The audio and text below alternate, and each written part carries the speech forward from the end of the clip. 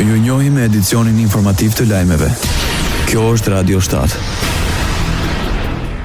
Shqipëria hap të gjithë grup kapitujt e negociatave me Bashkimin Evropian. Në konferencën e 7 ndërqeveritare mbajtur në Bruksel u vendos hapja mbi grup kapitullin e 5, burimet, bujqësia dhe kohezioni, duke përfshirë kapitullin e 11, bujqësia dhe zhvillimi rural, kapitullin e 12, siguria ushqimore, veterinaria dhe fitosanitaria, të 13-in peshkimi dhe akvakultura, të 22-in politika rajonale dhe koordinimi i instrumenteve strukturor, të 33-in dispozitat financiare dhe buxhetore. Ky është grup kapitulli i fundit të negociatave që Shqipëria hap me Bashkimin Evropian në rrugën drejt antarësimit në BE. Më 19 korrik 2022 u mbajt konferenca e parë ndërqeveritare Shqipëri-BE, që shënoi zyrtarisht dhe hapi negociatave me Shqipërinë.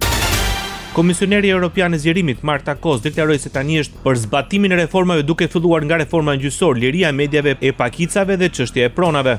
Tani është momenti për të përshpejtuar, sidomos në fusha kritike si reforma në drejtësi, pavarësia gjyqësore dhe lufta kundër korrupsionit, të drejtat e pronësisë, çështjet e pakicave dhe liria e medias. Dhe hapi tjetër është që Shqipëria të përmbush piketat e ndërmjetme.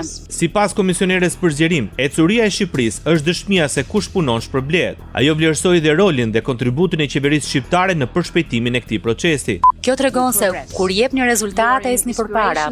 Ju jeni frymëzim për shumë në Ballkanin Perëndimor, për shumë qytetarë të cilët duan të shohin të njëjtën vendosmëri e ndryshim në vendet e Kryeministri i Shqipërisë në ceremoninë e hapjes së grup kapitullit të fundit të negociatave për antarësim, vlerësoi ndihmën e dhënë nga Unioni në përshpejtimin e këtij procesi. Ç'të thuash më shumë sot, Shqipëria del me krenari nga kjo fazë e parë, e madje me një ndjenjë edhe më të madhe përgjegjësie, ashtu siç tha Marta, ne nuk përfaqësojmë këtu parti politike apo vetëm një pikpamje politike. Përfaqësojmë këtu një komb të tërë që mbështet si askush tjetër Bashkimin Evropian dhe antarësimin në Bashkimin Evropian. Më shumë se sa 90% të qytetarëve tanë. Edi Rama u angazhua në përmbushjen e të gjitha detyrimeve për përfundimin e procesit të negociatave për antarësim.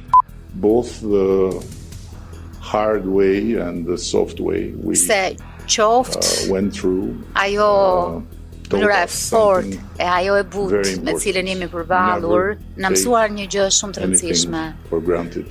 Kur mos merr asnjë gjë të mirëqen në Bruksel. Kur të buzëqeshim, shijoje, po mos e merr të mirëqen. Mund të t'ju zhduket nga fytyra sa hape mbyll syt. Kështu që vazhdo, puno fort dhe përgjigju në çdo rrethan me përulësi e me rezultate. Objektivi i qeverisë shqiptare është përmbyllja e negociatave deri në vitin 2027 dhe antarësim deri në vitin 2030. Radio 7, zëri pozitiv i qytetit.